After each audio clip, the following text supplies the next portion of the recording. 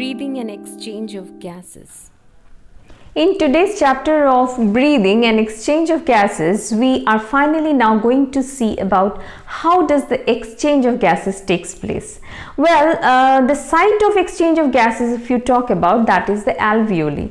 Now, alveoli is a small bag-like structure which is covered by that of a single epidermal cell, and as a result of this, the diffusion of the gases can take place very easily. Of course, the exchange of gases not only depends upon the thickness of the membrane of the alveoli, but it depends upon the factors like that of the solubility of the gases or the partial pressure of the gases, because of which the exchange of gases is possible from that of the alveoli to that of your blood, and it is to be carried to the different tissues where the exchange of gases takes place finally.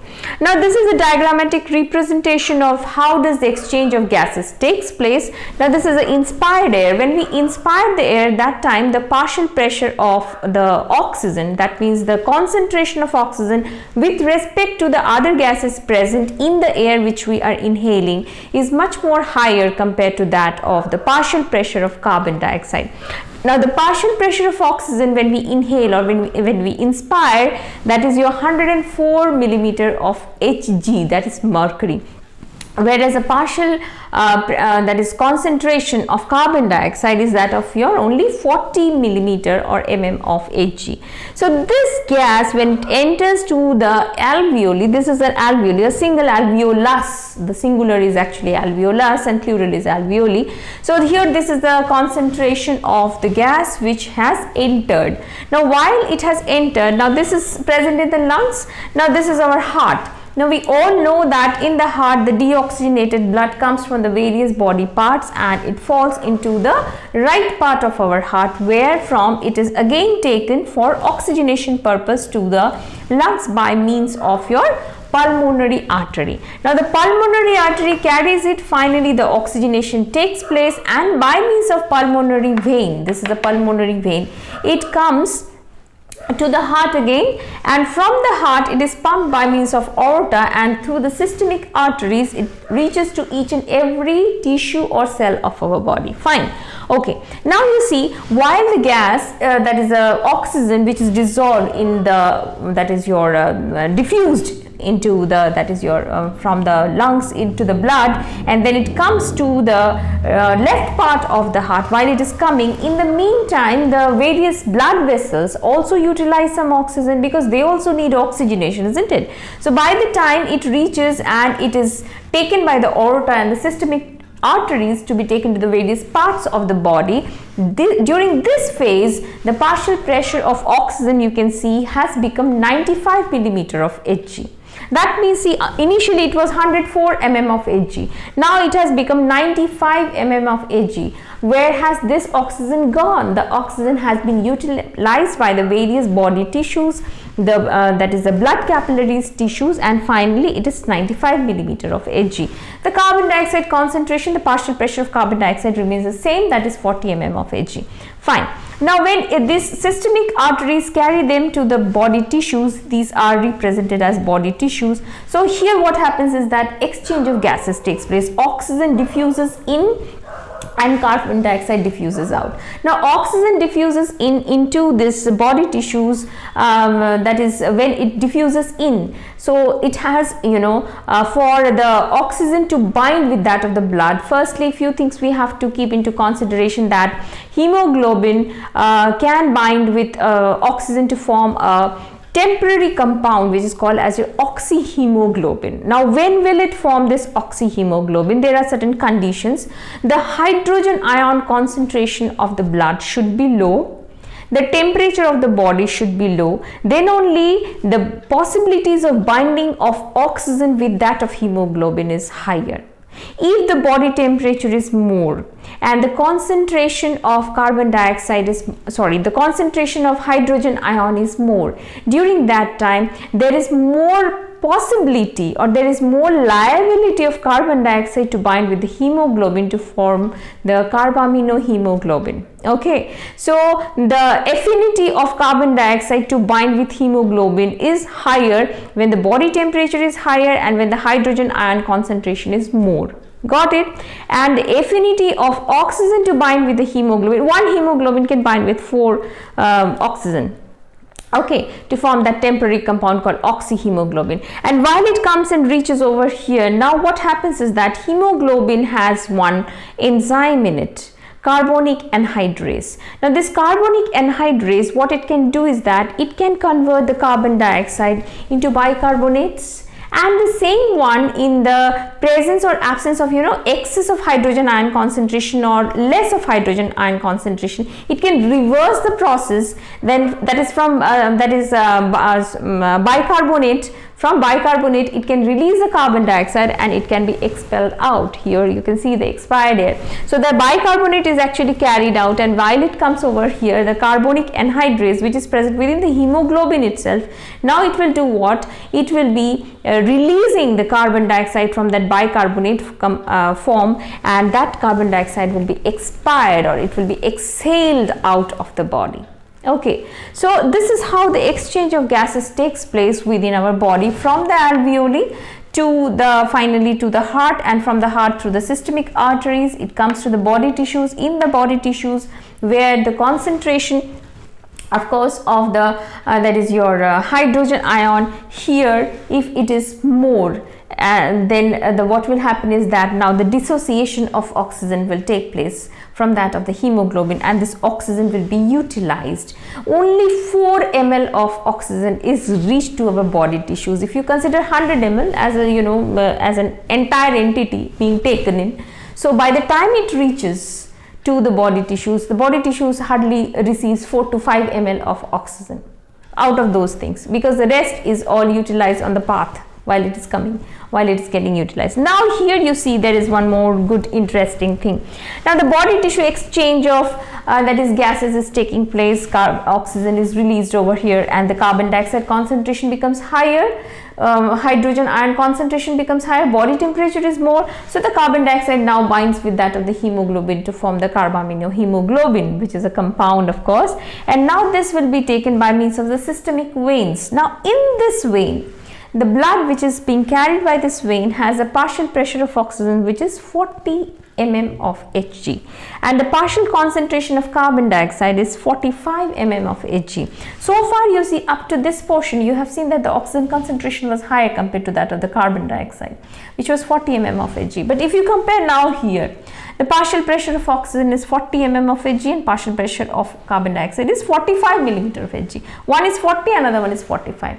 So with respect to oxygen, if you consider carbon dioxide, then definitely the concentration of carbon dioxide is more, but you cannot say that the blood which is carried by the systemic veins is devoid of oxygen. No, it is not devoid of oxygen, but the concentration of oxygen compared to carbon dioxide is lower. Since it is lower, that is why we call the blood within the systemic veins to be that of deoxygenated blood.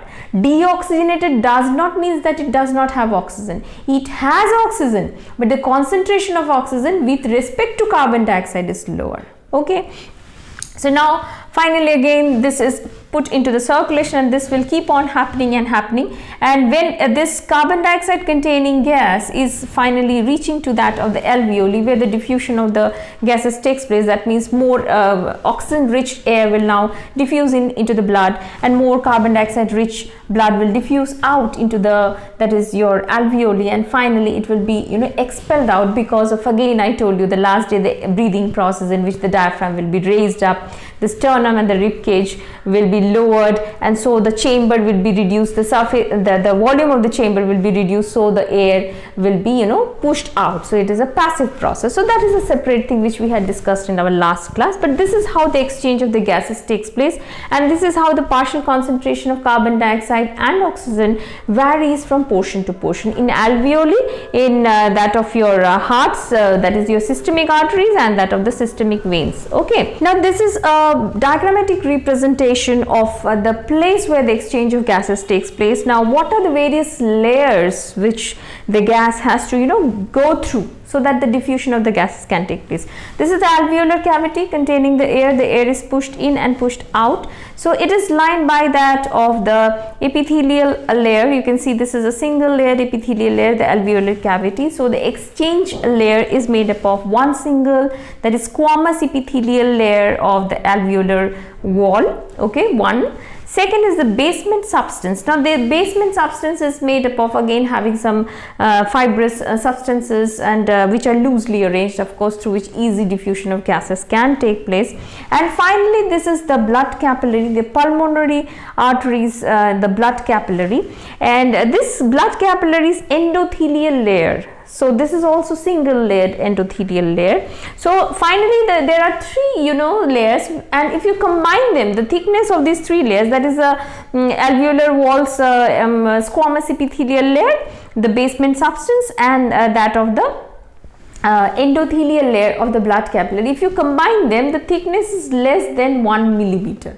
So less it is. So through this, the diffusion of oxygen and carbon dioxide takes place, because of which the exchange of gases takes place over here. Okay, so this is the exchange of gases. Now the next thing which we need to discuss is that how does the transport of these gases takes place. So just now I told you that the transport of gases takes place by means of the pigment, which is called the hemoglobin. It has affinity both for oxygen as well as for carbon dioxide, but it has more affinity towards carbon dioxide. But of course, again, then why is it happening that it binds with that of the oxygen, or it helps to carry the oxygen to the various body tissues? Is the reason because the partial pressure of oxygen is much more higher in the air that we are inhaling in, isn't it? But suppose if you're exposed to a place which is not having that much concentration of oxygen, so what happens during that phase is that instead of the hemoglobin binding to that of the oxygen, then it will be binding with that of the carbon dioxide, or sometimes even with carbon monoxide also. And these poisonous gases, if are taken to the body tissues where the exchange of the gases takes place, then it may be having a deleterious effect on the body's metabolism, and it may lead to sometimes coma if you're too much exposed to that of your carbon monoxide concentration high kind of environment. And if you're exposed over there, then the body cells, especially the brain cells and the other things, are not getting sufficient supply of oxygen, and if it happens continuously, then it may have a serious effect on you, leading to sometimes the death of the organism also. So that is how the transport of gases takes place by means of a binding with that of the hemoglobin. And also I told you that it depends upon the hydrogen ion concentration and the body temperature. So if the hydrogen ion concentration is less, body temperature is less, and the concentration of oxygen is more, then in that case hemoglobin binds with that of oxygen to form the temporary compound oxyhemoglobin, and 4 oxygen it can bind, 1 hemoglobin can bind with that of the 4 oxygen. Whereas if the hydrogen ion concentration is more, body temperature is more, and the concentration of oxygen is less, then it has every possibility to bind with that of the carbon dioxide to form carbaminohemoglobin. Okay, so this is how does the transport of gases takes place by means of that red color iron containing pigment called the hemoglobin. Next is that where are the respiratory centers, or how is the process of respiration controlled in our body? Well, you have read it in the neural system that in our brain there is the respiratory center is present in our medulla, actually, which is called respiratory rhythm center, which can control the rhythmic movement of our respiration. Normally what we do, normally 12 to 16 times is the rate of breathing in case of normal adult, isn't it? But according to the requirement of the body, this region in the medulla, that is the rhythm center in the medulla, guides to either increase the breathing rate so that the oxygenation of the cells can be proper. And of course there is a place in our that is hindbrain, pons. Okay, that is also a place where that is your respiratory center. Now this respiratory center can sense or it can control the breathing rate, or it can enhance or decrease the breathing rate depending upon the requirement of the body. They are very clever. So whenever it is required to have more oxygenation of your body cells, so definitely that is a signal will be given. In that case, the breathing rate will become faster and the more oxygenation of the body cells will be taking place. So that is pneumotactic centers are present. So it is under the neural regulation.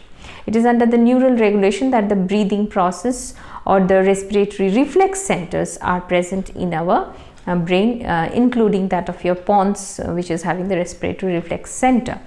And next, the last thing which has been discussed in your syllabus is about the various respiratory disorders. Now, the few respiratory disorders which has been discussed, one is your asthma. Now this is because of your inflammation of the bronchus or the bronchioles. When it becomes, as a result, there is a wheezing, there is a breathing difficulty, we call it as your asthma. So asthma is one such breathing problem, which is because of the that is inflammation of the bronchus or the bronchioles and all. Another disease which has been discussed related to that of the respiratory system is your emphysema. Now emphysema, why does it happen, is that the alveoli, where the exchange of the gases takes place, the wall, since it is single layered epithelial, squamous epithelial cells which with it is made up of, if this wall becomes thicker, if there is a deposition, extra deposition on the inner wall of this alveoli, that is alveolar cavity, then what happens is that the flexibility of the alveoli is lost, and because of which there is breathing difficulty. And this generally happens to the people who are overexposed to some smoky region, or who themselves are smokers, especially the cigarette smokers. So the cigarette smokers, in them this problem of emphysema is seen quite often. And also you will find the people who are working in some places in which they are too much exposed to smoke, so they also suffer from this of breathing difficulty. It's a chronic disease. Emphysema is a chronic disease. And lastly, what has been discussed is about your occupational hazards. In the occupational hazards, like the people who work in say coal mines, so in glass factories, in cement factories, and bangle making factories, so they are exposed to that of fine dust, carbon dust. So this gets deposited into their lungs, into their alveoli, and they suffer from this disease called black lung disease, those who are working in the coal mines. And those who work in the cotton industry, the fine cotton fibers, they get deposited in various parts of their respiratory tract, and because of which they feel a difficulty in breathing, and that is the respiratory process and all. So that we call it as your brown lung disease. Then there is silicosis, those who work in the cement factories and all. So these all are occupational hazards, the people who are bound to work in these areas for their livelihood, and they are exposed to this kind of stressful conditions, because of which they develop this kind of respiratory disorders. So that's all for this chapter of breathing and exchange of gases. I hope you have understood the chapter well. That's all for today's class.